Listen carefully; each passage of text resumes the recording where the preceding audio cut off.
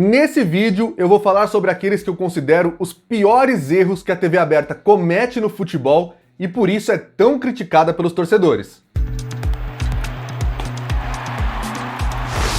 Muito bem, pessoal, esse não é um vídeo para apontar o dedo na cara de uma emissora específica ou de 2, 3 emissoras. Cada um pode até fazer um exercício ao assistir e ao ver cada erro que eu vou citar aqui, para ver qual é a emissora que os comete. Porque a ideia aqui é falar num aspecto mais amplo, sobre aqueles que eu considero que sejam os piores erros que a TV aberta comete quando se dispõe a fazer futebol na TV aberta. O futebol é o esporte mais amado do Brasil, embora não seja aí a maior paixão nacional, que eu sempre falo, ainda é novela e assistir a Globo. Mas o futebol é muito amado, mexe com muitas paixões e por isso algumas emissoras são constantemente criticadas. Algumas coisas são bem frescura, na minha opinião, assim, de torcedor. Então o que eu vou trazer aqui são os que eu considero erros técnicos, de fato, da televisão, quando ela se propõe a colocar um jogo de futebol profissional na sua tela. E o primeiro deles, pra mim, é não investir no resto da sua programação, é pensar que você coloca um jogo de futebol ali e tá tudo salvo, tá tudo tranquilo, o faturamento vai aumentar, eu vou ter audiência quando tiver um jogão no ar, mas e o resto da grade?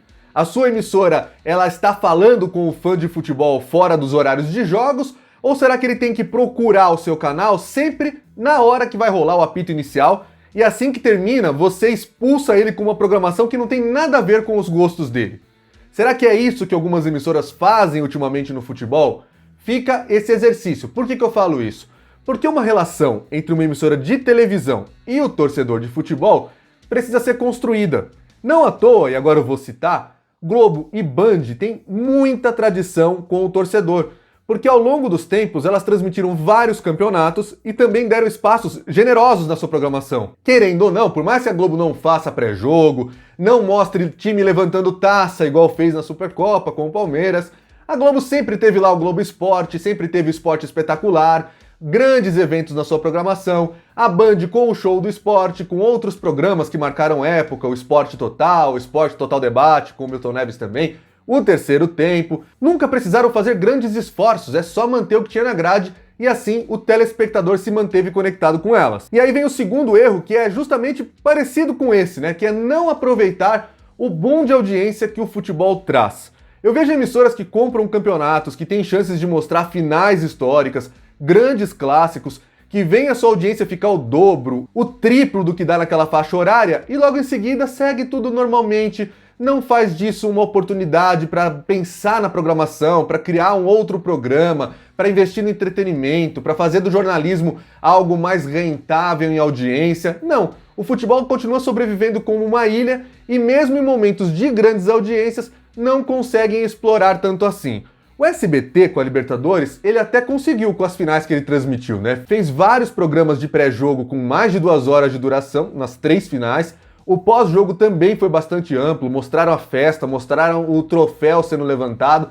Agora você pega, por exemplo, eu não queria citar, mas vou ter que acabar citando, né? A Record com o Campeonato Paulista, alguma vez ela fez disso um negócio para aproveitar, para alavancar sua programação, para trazer um telespectador que fique não só vendo futebol ali, mas que goste de assistir a Record? Algum de vocês viu esse esforço acontecer alguma vez? Essa reflexão é que precisa ser feita.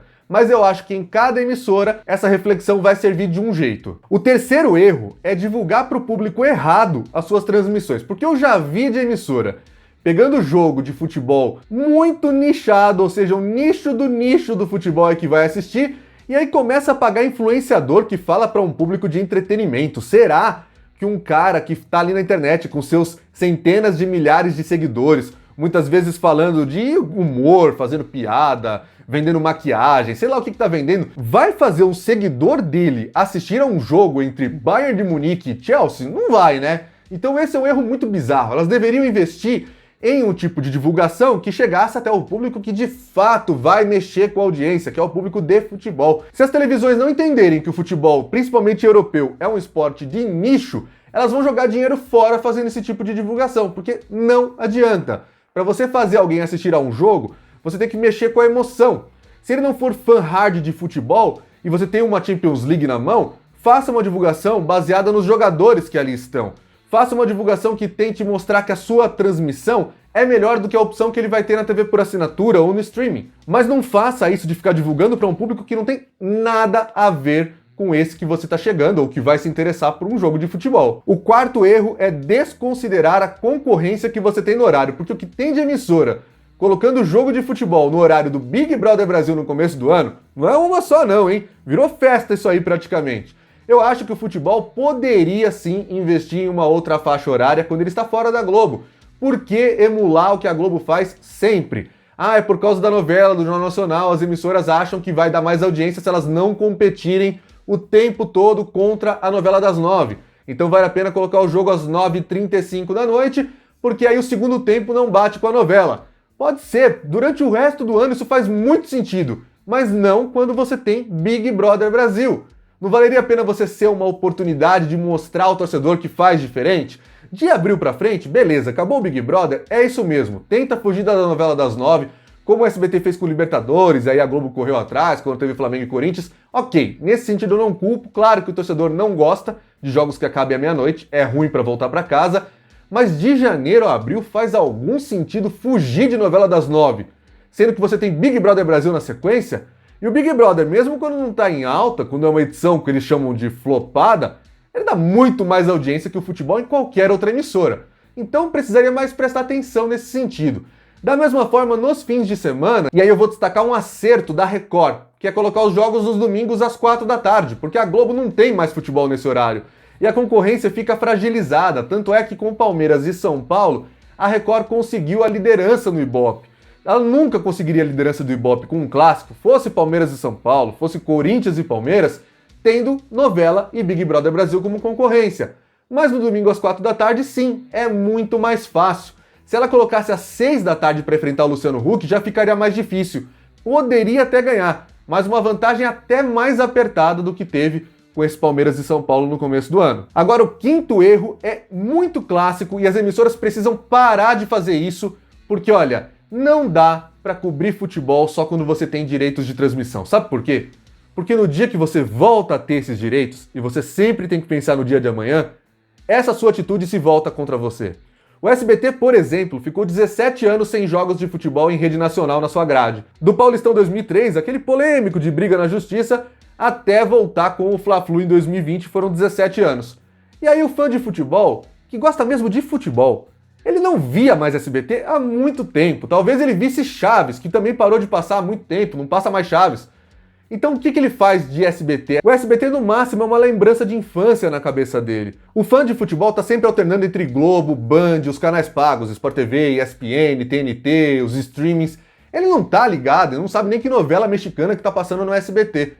Porque o SBT deixou de ser uma emissora esportiva. Ele poderia ter parado de fazer esporte, né, de transmitir esporte lá em 2003, mas não poderia ter deixado de ter um programa esportivo ao longo desses anos. E a Record incorreu nesse mesmo erro. Ela acabou com o Esporte Fantástico. Quando ela perdeu os direitos de transmissão, quando deixou de fazer parceria com a Globo, também acabou aos poucos com o espaço do Milton Neves, até ele sair e voltar para a Band, né? O debate-bola ficou cada vez mais reduzido. Praticamente só tinha o espaço para ele fazer os merchandisings. Propagandas eram a maior parte do espaço ocupado pelo debate-bola nos últimos meses de existência.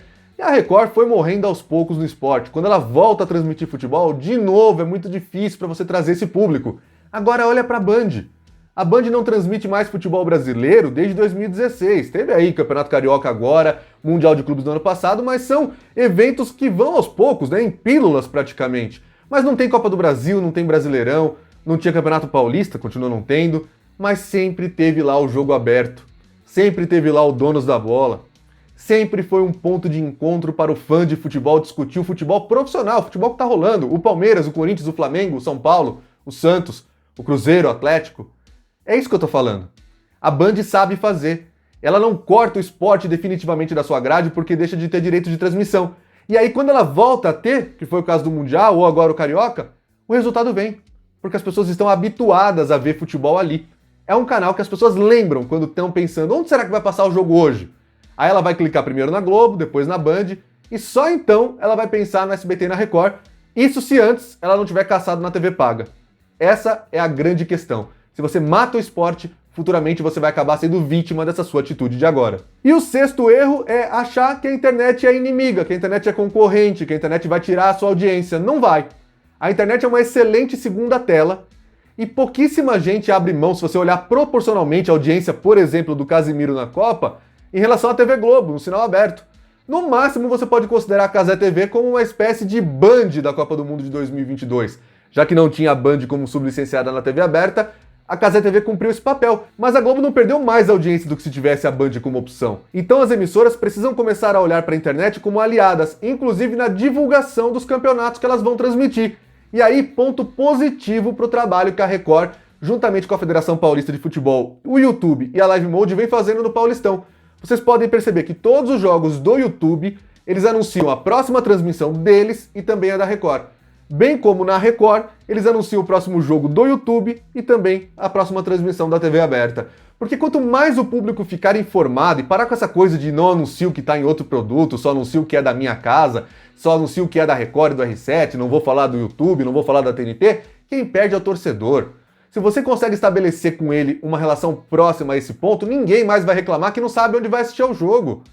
Esse é o ponto. A internet não é inimiga e você pode usar muito bem como aliada para que o público cada vez mais fique habituado a saber onde os jogos estão passando. E você, concorda com a minha lista dos 6 piores erros que a TV aberta comete no futebol? Discorda? Então deixa aí nos comentários. Vamos debater e ver aí o que ficou faltando, o que você acha que eu posso fazer uma parte 2. E não se esquece de deixar o seu like e se inscrever no canal. Esse é o blog do Alan Simon, o canal da mídia esportiva.